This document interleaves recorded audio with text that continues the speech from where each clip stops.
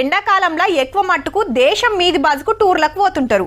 కాశ్మీర్ లోయకు కొందరు, హిమాచల్ ప్రదేశ్ కొందరు పోతే ఊటీ కొడైకెనాల్కు ఇంకొందరు లైన్లు కడుతుంటారు. కానీ ఆనాకాలంలో అట్లా కాదు. మన తాన్నే చూస్తానికి ప్రకృతి అందాలు బొచ్చడుంటాయి. కొండల మించి దుంకే జలపాతాల కాంచెలి నదుల మీద కట్టిన ప్రాజెక్టుల దాకా జిబజిబా ఉంటాయి టూరిస్టులతోని. ఇంకా చాలా టైమే ఉన్నది కదా, ఇప్పుడెందుకు చెప్తున్నట్టు అంటారా? గిటి చూడరివో మల్క. అప్పుడే గేట్లెత్తుడు నీళ్లు కిందికి దుంకుడైంది. పక్క పాత వీడియోనే అనుకునేరు. లేలే, ఇయాల్టిదే. జూరాల ప్రాజెక్ట్ కాడ కృష్ణమ్మ దుంకుడు షురైంది. మళ్ళా 12 గేట్లెత్తే వరకు గింత ముద్దుగా అనిపిస్తుంది. 18 ఏండ్లల్లా గింత చెప్పున గేట్లెత్తుడు ఇదే తొల్త.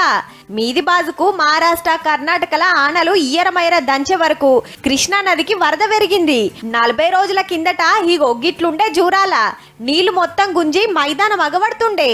మా ప్రాజెక్ట్ ఎండిపోతట్టుంది, నీళ్ళిడ్సురని కర్ణాటకోళ్ళను బతింలాడితే బుత్తాన్ని నిడిచిండ్రు. ఇప్పుడు ఆనలు ముందే ఉరికొచ్చేటోరకు దబ్బున్నే నిండిందన్నట్టు.